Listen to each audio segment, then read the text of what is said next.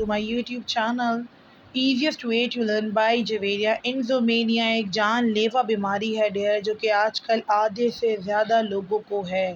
ख़ास तौर पे एशियन कंट्रीज़ के जो लोग हैं वो इंसोमेनिया का शिकार हैं, यानी कि अपनी नींद का सही तरह से पूरा ना होना। इंसोमेनिया एक कॉमन तरीके से कह लीजिए कि ना सोने का एक डिसऑर्डर है, जहाँ पे बंदे को बहुत मुश्किलात का शिकार कह लीजिए कि वो हो जाता है, क्योंकि उसे नींद सही तरह से नहीं आती और बहुत ज़्यादा कम सोने के बावजूद भी वो बहुत जल्दी उठकर बैठ जाता है और कहता है कि बस मेरी नींद पूरी हो गई है।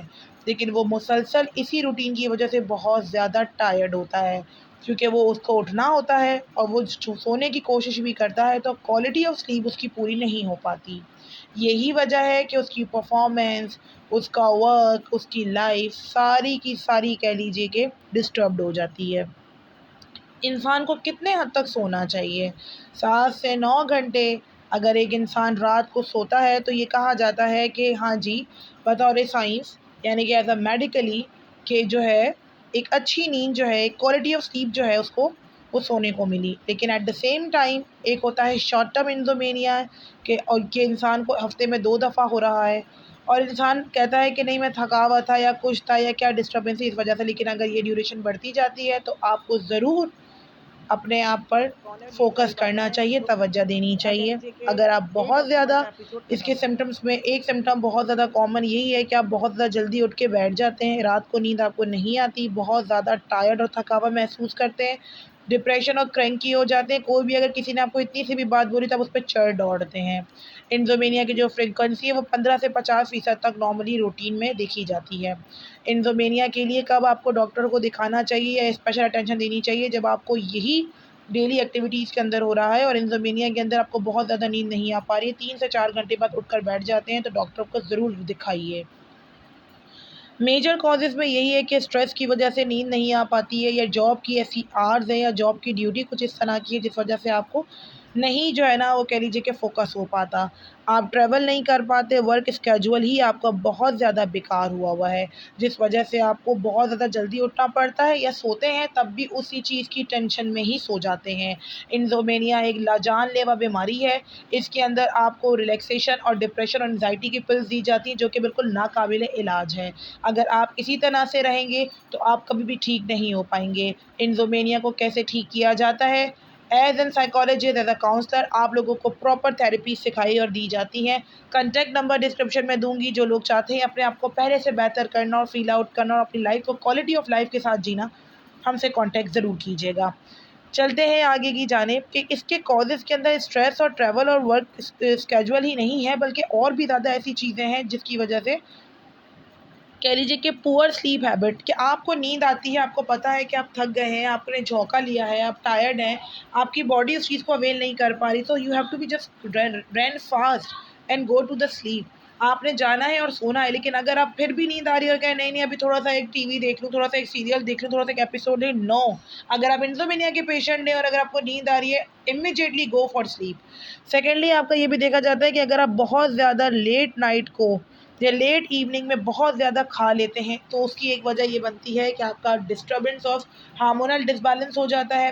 पैनिकली क्या देखा जाए या एम्पेरिकली देखा जाए, ज़्यादा खाने की एक वजूहत ये भी होती हैं कि बंदा ऑलरेडी डिस्टर्ब्ड है, जिस वजह से वो बुलिमिया की तरफ भी जा रहा है और एनर्जी और नर्वोज़ा की जानिब भी वो जा सकता है।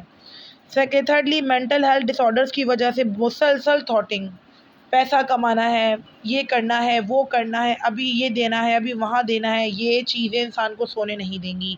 मेडिसिन्स कुछ ऐसी ली हुई हैं जिस वजह से रात को नींद नहीं आ पाती और अगर उनके नशे में सोते हो तो 3 घंटे के अलावा नींद नहीं आ पाती। मेडिकल कंडीशन कुछ ऐसी हैं कि आपको पेन रहता है, आपको कैंसर है, डायबिटिक है, डिज़ीज़ है, अस्थमा है, सिज़ोफ्रेनिया है जो कि छुपा हुआ है, गैस्ट्रो प्रॉब्लम है या हर चीज़ को ओवर रिएक्ट थायरॉइड प्रॉब्लम है आपको।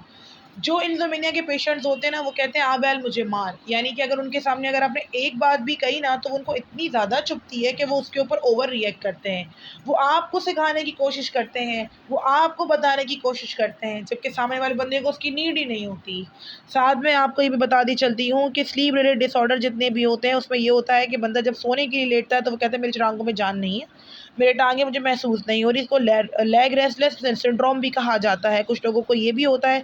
साथ साथ कुछ लोग इतना ज़्यादा निकोटीन, कैफ़ीन, ये कह लीजिए कि इतना ज़्यादा अल्कोहल इंटेक करते हैं जिस वजह से उन्हें रातों की नींद नहीं आती। ज़ाहिर-सी बात है कुछ लोग इतना ज़्यादा ये लत में आदी होते हैं, इतनी बुरी ये चीज़ें हैं कि जिनकी वजह से इंसान की क्वालिटी ऑफ स्लीप डिस्टर्बेंस का शिकार हो जाती है। और इंसान अगर नहीं सोता तो इंसान का ब्रेन, यानी कि अगर एक ह्यूमन बीइंग नहीं सोता 24 आवर्स की साइकिल में 7 आवर्स, मैं 9 आवर्स नहीं कहूँगी, 7 आवर्स, तो बहुत सारी बीमारियाँ आपको रहती हैं। Hypertension, depression, anxiety, bipolar disorder जो कि मूड स्विंग्स का डिसऑर्डर है। देखिए मूड स्विंग्स जब भी किसी बंदे को होते हैं वो नेगेटिविटी लेकर आते हैं।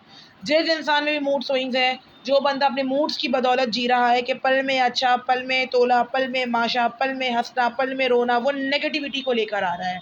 और इस नेगेटिविटी को रोकता आपका साइकेट्रिस्ट नहीं है, आपका डॉक्टर नहीं है। आपको रिजू करना चाहिए। You have to be gone, you have to be join some therapy, you have to be declare some therapy, you have to be join some sessions जो आपको काउंसलर या साइकोथेरेपिस्ट देगा। साथ में रात भर जागना, तकिए पर सर रख कर यही सोचना कि मैं कब सोने वाला हूँ, और टाइम जो है वो खिसकता जा रहा है। तो ज़ाहिर सी बात है आपको अपने डॉक्टर्स को, यानी कि साइकेट्रिस्ट ना साइकोलॉजिस्ट को दिखाना चाहिए। रिस्क फैक्टर्स में यही होते हैं कि अगर आप वुमेन हैं तो आपको मेनोपॉज जो होएगा वो जल्दी हो जाएगा। रात को आपको ज़्यादातर कह लीजिए कि पसीना ज़्यादा आएगा, आपको हॉट फ्लैशेज़ आएंगी अपनी आँखों में। साथ साथ कह लीजिए कि अगर आप 60s की एज के अंदर हैं तो उसके अंदर भी इंसोम्निया बहुत ज़्यादा शिद्दत के साथ आता है। मेंटल हेल्थ और फिज़िकल कंडीशन तबाह हो जाती है और लॉट्स ऑफ स्ट्रेस की वजह से आप कोई काम पर फोकस नहीं कर पाते। साथ साथ में एक और चीज़ भी आप लोगों को बताती चलती हूँ कि कुछ कॉम्प्लिकेशन जो इसमें देखने को मिलती है वो आपकी परफॉर्मेंस अच्छी नहीं होती, चाहे वो अब स्कूल में है या जॉब पर है।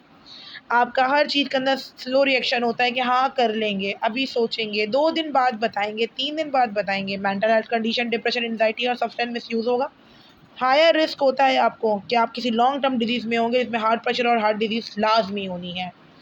ये सारी वो चीज़ें हैं जो मैं कोई तकरीर के तौर पर आपको नहीं बता रही। जहाँ भी आपको अपना दिखता है कोई जिसको कहता है कि मुझे रात में नींद नहीं आती या मेरी स्लीप साइकिल 3 घंटे से कम है, लाज़मी उसको रुजू करवाइए, लाज़मी उसको लेकर जाइए किसी साइकोलॉजिस्ट के पास। नहीं किया easiest way to learn by video को सब्सक्राइब तो काइंडली कर दीजिए।